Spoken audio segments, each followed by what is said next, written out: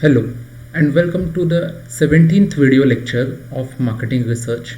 This is model number 2 and today's topic we are going to discuss about advantages and disadvantages of secondary data and also the sources of secondary data you may find in India. Now, as we have discussed earlier, what is secondary data? Secondary data is basically second-hand data. That is data that has been collected by someone else for his research purpose, and that data you are going to use for your research. So this data has not been collected by you, by someone else.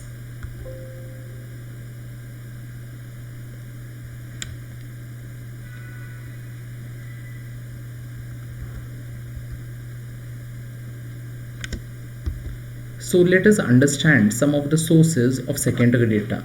From which all sources can you accumulate or can you get secondary data? Now, when we are talking about sources of secondary data, the most important source or most widely used source of government of secondary data is government publication. Sometimes semi-government publications can also be used. Now, what are these government publications? Government of India or maybe the government of Karnataka, Maharashtra keeps on coming up with certain publications. Now, these may be Registrar General of India. They may come up with certain publications. Sometimes the CSO, that is Central Statistical Organization of India, comes up with certain statistical data. It may be sometimes that the Ministry of Commerce and Industries, the Planning Commission, the RBI, the Labour Bureau, National Sample Survey of India, and sometimes even the Department of Economic Affairs, or they come up with certain data that they publish up every year, every quarter, or maybe biannually, or sometimes at regular intervals. So these data can be utilized by researcher. So these data have not been collected by the researcher, they have been collected and published by the government. So such kind of data, that is government publications, will fall under secondary data. Similarly, semi-government publications are also available which you can use for your research. Then we have international publications.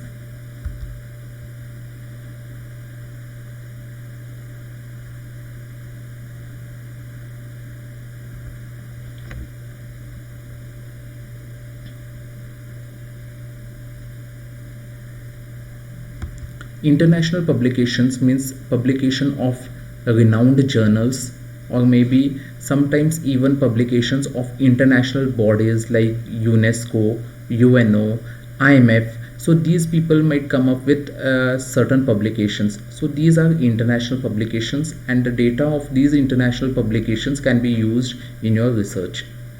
Then sometimes you may come up with certain newspaper articles, certain magazines and journals which are there in library that you can use for your research, the data in those things. Also sometimes private publications, these are also known as syndicate. So these people come up with certain publications, sometimes like for example TCS, for example, it has a research wing, Tata Consultancy Services. Now they keep on doing certain consumer behavior studies, whether they need it or no, but they will continuously be coming up with certain publications. They do not publish it free of cost, but they give these data, or they sell this data to companies who cannot do secondary, so who cannot do primary research. So what happens in this case is the data is purchased by certain companies and they use this as the secondary data which has been collected by companies like TCS. Then we have certain private publications also. Textbooks sometimes can be used as secondary data sources. Similarly, we have research institutes and scholars who come up with certain researches of their own. They do their publications, they do their research published in certain journals, and the statistics or the data that they collect in their research can be used for your own research. So this has been collected by some other researcher, now you are using it in your data research. So that is why they all fall under secondary data. There are some more sources of secondary data, that is sometimes reports of committees and commissions established either by Government of India or by some tribunal can also act as sources of secondary data. What are these? Publication by trade journal, associated trade business association, for example the Indian Cotton Mill Association, the various chambers of commerce like Belgaum Chamber of Commerce, the Bombay Stock Exchange BSE. It regularly publishes a directory containing financial accounts, key profitability and other relevant data, especially of companies and stocks. Then we also have various association of press media like the ANI, PTI, who keep on updating people about various news. We also have Export Promotion Council, Confederation of Indian Industries, that is CII, Small Industries Development Board of India, that is SIDBI. Then different mills like woolen mills, textiles mill, they all come up with certain publication of their own. So data that they publish in their report can be utilized by you in your research, and hence they fall under secondary data. So these are some of the secondary data sources that are available in India. Now what are the advantages of secondary data? Why do we go for secondary data? So secondary data has certain unique advantages. What are these? First and foremost, it is very quick and easy. Suppose if you do not have time to conduct research and collect primary data, then you have to move towards secondary data. Sometimes it may also happen that you want to do it very quickly, easily, and also in a very cost effective way. The budget is a constraint. So at that time secondary data can be used because it is very economical. Then as we know that when we collect primary data, we get data in the form of raw data. Now when we get raw data, we have to process it. So this processing time or the processing thing can be completely removed if you are taking secondary data, because secondary data someone has already done this for you, and the data that is available in a refined form.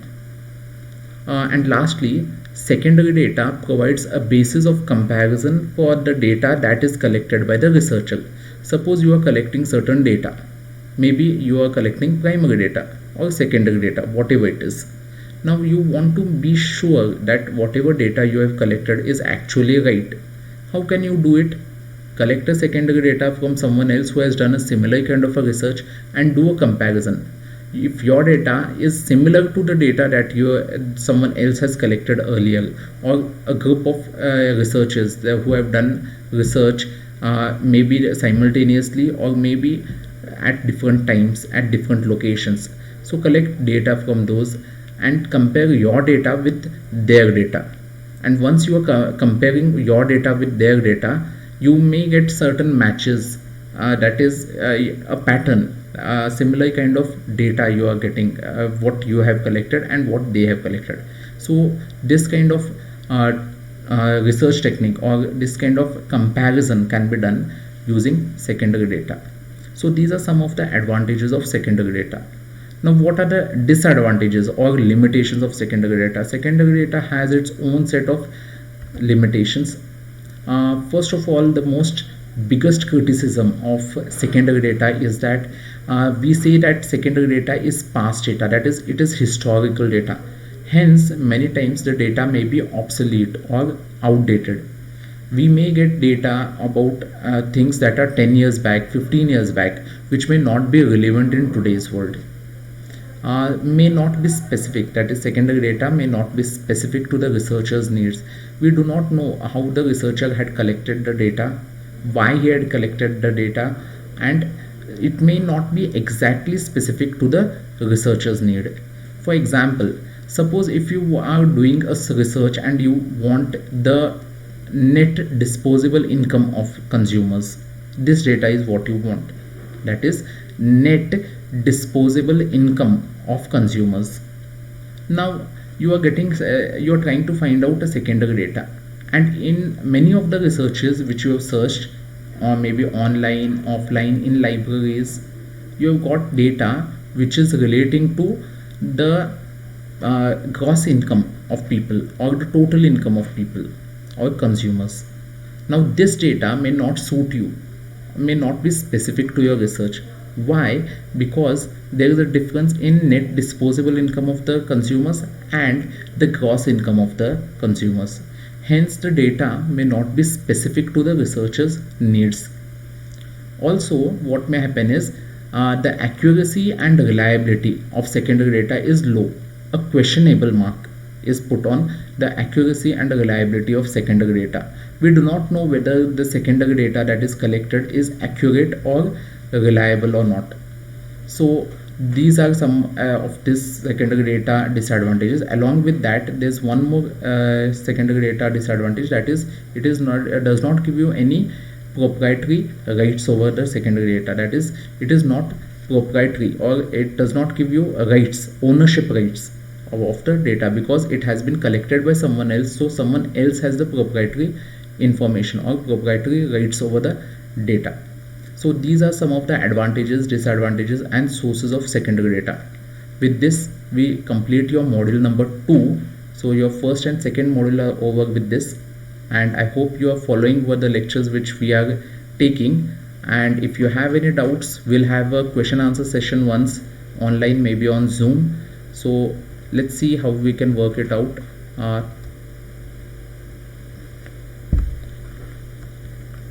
If there are any doubts, you can always contact me.